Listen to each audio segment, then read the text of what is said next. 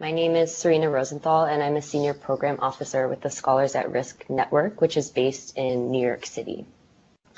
I'll start by giving a brief overview of the network and the work that Scholars at Risk does, and then talk more intently about how we work with scholars and the ways that we endeavor to help them become successful in their academic careers in new locations. Scholars at Risk is a network of over 500 institutions in higher education in 39 countries. We also have 12 national sections that are organized regionally to share best practices and to work together to support each other in supporting scholars and advancing the work of Scholars at Risk. This map details some of the notable events within the network, including the launch of SAR Europe this year, the ways that we support scholars, our advocacy efforts, and more. So Scholars at Work's mission is to protect threatened scholars and promote academic freedom. And this presentation will focus largely on our work with scholars, but I want to tell you a little bit about our three areas of work: protection, advocacy, and learning, because they all build upon each other and inform one another as we do our work. So protection is the team that I work on, and it's the core of Scholars at Risk work. It's how we work with academics who have faced threat in their own countries and can't continue to do their work in safety. And then we work with a network of universities to create temporary short-term positions of academic refuge so that scholars can continue their important work. Our advocacy team reports on threats to academic freedom globally and threats to individual scholars. They identify, document, and take action on these issues through a variety of programs like their legal clinics, the Academic Freedom Monitor, Student Advocacy Seminar, and their annual report, the Free to Think report. And then lastly, our research and learning team is the team that engages higher education institutions in discussions of global issues related to academic freedom and university values. It's really a way to help universities think about ways to prepare in advance of incidents related to academic freedom and university values, and to engage intentionally on those discussions. We have created a massive open online course called Dangerous Questions, and the next launch will be on April 15th if anyone wants to join and take part in that important discussion. So like I said, this presentation will focus a lot on our protection work and the work that we do with scholars. This graphic demonstrates the full trajectory of our work with academics, both from the point of application to the point of graduation, when a scholar has achieved a level of self-sufficiency and stability to support themselves in their career. Here you can see that in the past year, we received 521 applications from scholars seeking assistance based on the threats that they had received in their country and their inability to continue their work. And it shows the full trajectory from the types of services that we're able to provide to scholars, ranging from placement assistance in the network to create teaching and research opportunities in safe locations, to more advisory services like support for reviewing academic materials like CVs, preparing scholars for interviews, writing letters of support for their independent applications, and more. All of the scholars that we work with have unique backgrounds and unique needs when they're in a new placement within the network. And so the types of advice and guidance we provide to the best of our ability are individualized and intended to support scholars in their efforts to continue their career wherever that may be. So I will return to this graphic because there, I know, is a lot of information here, but I first want to talk a little bit about the demographics of the scholars with whom we work. So the scholars that we work with work in a wide array of academic disciplines. As you can see here, the majority of scholars have backgrounds in social sciences, physical and life sciences, and arts and humanities. And the experience that each scholar has varies. So some scholars that we work with are more junior level, whereas others are more career academics with 20 plus years teaching and researching in their university space. And as such, the support and the guidance and the advice that each scholar needs is dependent upon their experience and what they're looking to do with their career. As you can see here, our caseload is currently over 700 scholars, and that includes scholars who have applied for assistance and are still pending, and those who are open and with whom we're working to create opportunities for academic placements within the network. That means that over the past few years, the need for assistance and the threats to academic freedom and to scholars has risen quite drastically. And so it's never been more important to be having these discussions about the ways that we can help scholars create sustainable opportunities in academia and safety. Last year, we created 124 placements for scholars at 84 different universities. So that's really a testament to the work that's already being done within our network and within the university space. But of course, there's always more that we can do to think about ways to help scholars take advantage of the opportunities that they have when they're in a temporary placement. And here I just wanted to talk a little bit about the demographics of the scholars that we're working with. We provide assistance to scholars who come from over 30 countries. But as you can see here, the majority of the scholars we're currently working with come from Turkey, Syria, Iraq, Iran, and Yemen. To put that into context, of course, the individuals that we work with and the demographics shift based on conflict and changes in country context.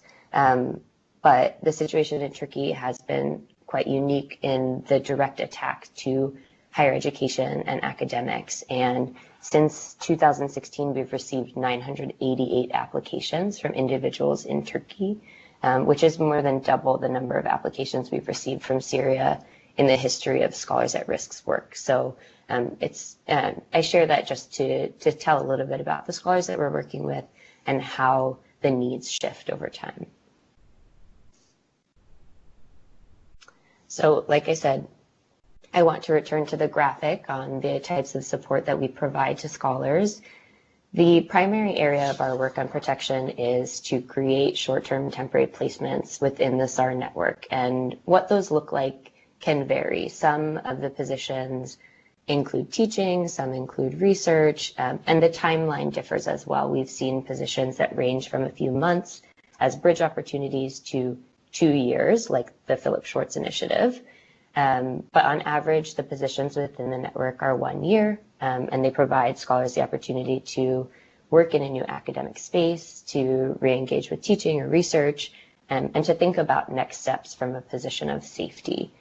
Throughout the time that a scholar is in a position within our SAR network, we are in constant communication with the scholars and the universities to understand how a scholar is doing, areas of improvement that they see that they need in order to advance within that country, suggestions from the university on how to do so. And then based on those conversations, we try to connect scholars with resources on advancing their academic skills. And those resources can be anything from having more conversations with a faculty mentor, connecting with academic associations, applying for conferences, taking courses on the local language or research methodology, many of the things that Olga mentioned in the previous presentation. We also have an emergency fund that we can tap into to help scholars take advantage of those resources because we don't want the cost to be prohibitive, especially if it means getting a leg up into future opportunities. So like I said, we provide very personalized advice to each of the scholars, and we try to make our services as flexible and adaptive to the needs of the scholars as possible because we recognize that a 1-year placement can end very quickly. And so it's important to think about the ways that each scholar can achieve their goals to the best of their ability. It's important to note as well that we don't have a predetermined length for how long we work with scholars. Some scholars have one placement within the network and then are able to find opportunities on their own, although that's less common because we know that academia is so competitive. And others have several follow-up placements, sometimes within the same university, sometimes within the same city, and at times within different countries as well. One thing that we have really begun to focus on is group workshops. And as you can see here, in the last year, we held 4 trainings for scholars with 162 participants, which I'll talk about in the next slide. But the main purpose of all of this work is to really help scholars get to a point where they're comfortable in a new academic setting and have the skills and the tools to be competitive in trying to identify opportunities on their own, whether that's research funding, open calls, or opportunities outside of academia, so that they can be what we consider graduated scholars who are self-sufficient and sustainable in their academic or professional space on their own. And as you see here, 69 of the scholars that we worked with last year were able to graduate from STAR services and support themselves in their new location. So like I said, our scholar and host workshops are one of the programs where we focus specifically on conversations about the ways that scholars can take advantage of the resources available to them within the SAR network and universities when they're in placements, as well as to really talk about transition and next steps and how one scholar can get from being in a SAR placement to being more sustainable. I find these workshops to be particularly important and empowering because it brings scholars together, it brings hosts together, and while we can impart guidance based on the years of work that we've done with scholars, it's also really important to see the way that scholars can share with each other on things that have been challenging, things that have worked, and really do so in a group setting. And of course, that then informs the guidance that we can provide other scholars in the future. On this slide, I've provided a list of some of the sessions that we've provided. Some are provided by STAR staff like myself on making the most of a placement and planning for a transition. Others are provided by graduated scholars who can share their expertise and what's worked for them. And then we always invite someone from the local context who can share about the specific needs and academic landscape, for instance, in Finland or in the United States or in Sweden, that is tailored to the place where the scholars are trying to continue their academic career. Last year, we, like I said, had 4 trainings, and to date, we've done trainings for 253 scholars in total. We will also be creating an online version of this that can make the scholar workshops available to more scholars and to more universities. I wanted to note that in one of the workshops during our elevator pitch exercise for the networking session, a scholar was paired with a university host, and while she was doing her elevator pitch, they learned that there were overlaps in their academic work, and it actually led to the creation of a SAR placement for this scholar, which is not the norm outcome for these workshops, but it is important to note that when scholars take advantage of the opportunities and the resources available to them within our network, they can at times make things or create opportunities that wouldn't have otherwise been available to them. So finally, I just want to talk about some of the areas of importance that scholars have really highlighted as ways to really strengthen their role while in a SAR placement and to set them up for opportunities in the future on their own. And I think the one thing that is overwhelmingly shared with us is that, creating a strong research profile is imperative, especially for scholars who have experienced disruptions to their careers and may not have as many publications as others in the new academic context that they're based in. And so we do our best to share resources to scholars on how to, identify journals and think about research methods and resources for writing and methodology, but we also rely on our university network to share local expertise to help set expectations and to direct scholars to journals, share warnings about predatory publishing and things like that, and at times even connect scholars with co-authors so that they can really create outputs in these short periods of times that they're at SAR network universities. Of course, exposure to new colleagues is incredibly important.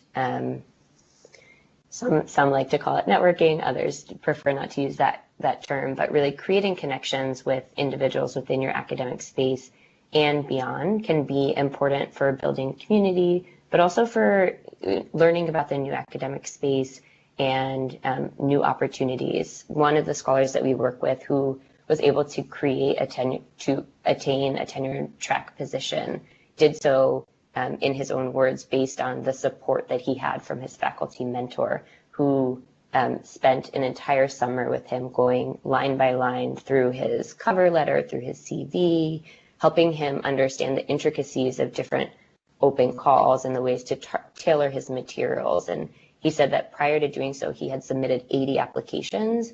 And after reworking his materials with the advice of someone who had experience in that academic space, he was able to actually get 2 interviews and 2 offers for tenure track positions. And so we understand that that's not always the case, but it is important to recognize that there are so many resources already within the academic space that one's in during the SAR network and SAR placements that can be really valuable for one's opportunities for advancement. Beyond that, of course, there are specific skills that one can take advantage of, like improving their local language, taking advantage of more teaching opportunities, whether in guest lectures or in new courses, and just having a better understanding of the academic system that you're in, whether it's just your university or opportunities in the country and beyond. All of this is, of course, to help scholars get to a point where they feel that they're competitive and able to apply for opportunities on their own. We recognize that academia is very competitive and that it can be hard to go from these short-term positions to creating something on your own in the independent open call space. But of course, the scholars that we work with have such impressive backgrounds and have so much to offer to the academic environments within our networks, and we just want to do as much as we can to provide individual support to help scholars get to the point where they can be self-sufficient and sustainable. So I'll pause there, and I look forward to all of your questions afterwards. Thank you.